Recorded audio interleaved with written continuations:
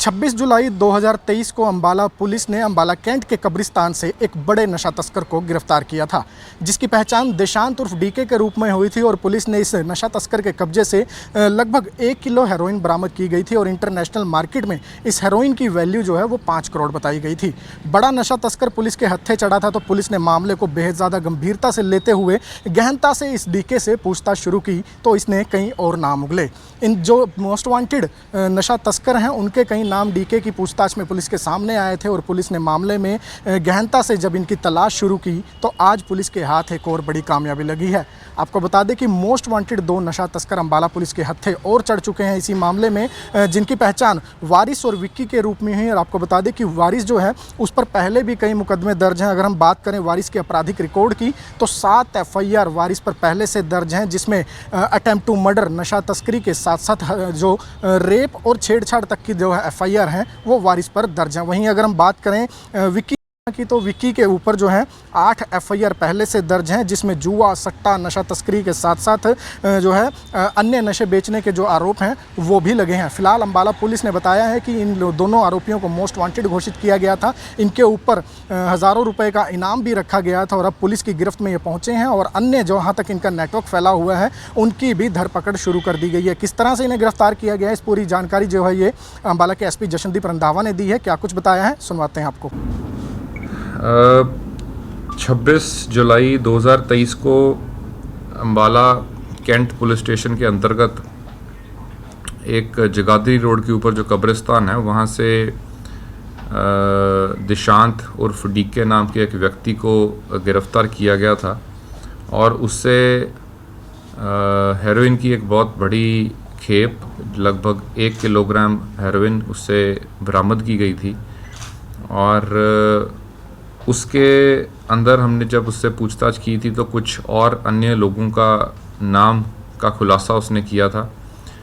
उसी के अंदर हमारे जो टोटल 4 आरोपी मेनली उसमें आइडेंटिफाई हुए थे और उनके खिलाफ हमारे अंबाला पुलिस द्वारा सबके ऊपर 5,000 रुपये का इनाम हर एक आरोपी के ऊपर रखा गया था, क्योंकि ये मैं समझता हूँ कि अंबाला कैंट के क्षेत्र के सबसे जो बड़े तस्करों के रूप में इनकी आइडेंटिफिकेशन हुई थी।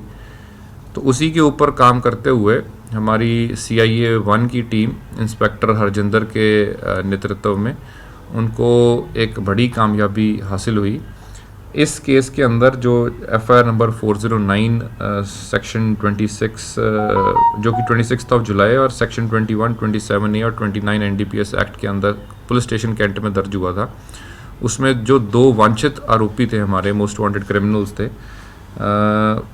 वारिस शर्मा और विक्की, इनको पकड़ने में हमारी टीम्स ने कामयाबी हासिल की है और इनका हमने 3 दिन का पुलिस रिमांड लिया और फर्दर इनसे जो इनका पूरा नेक्सस था उसको समझने की कोशिश और उसको तोड़ने की कोशिश हमारी तरफ से जारी है। ये जो विक्की है, इसकी ये बेसिकली विक्की पुत्र अशोक ये Rana park BT flour mill के पीछे थाना महेश नगर के अंदर रहता है और इसका ये एक हैबिचुअल क्रिमिनल है जिसके खिलाफ पहले ही 8 अलग अलग मुकदमे दर्ज हैं अलग अलग धाराओं के अंदर, जिसके अंदर 2013 के अंदर इसके ऊपर लूटपाट का एक केस दर्ज हुआ था। 2016 के अंदर इसने जुए सट्टे का काम ये करता था, उसका पर्चा दर्ज हुआ था।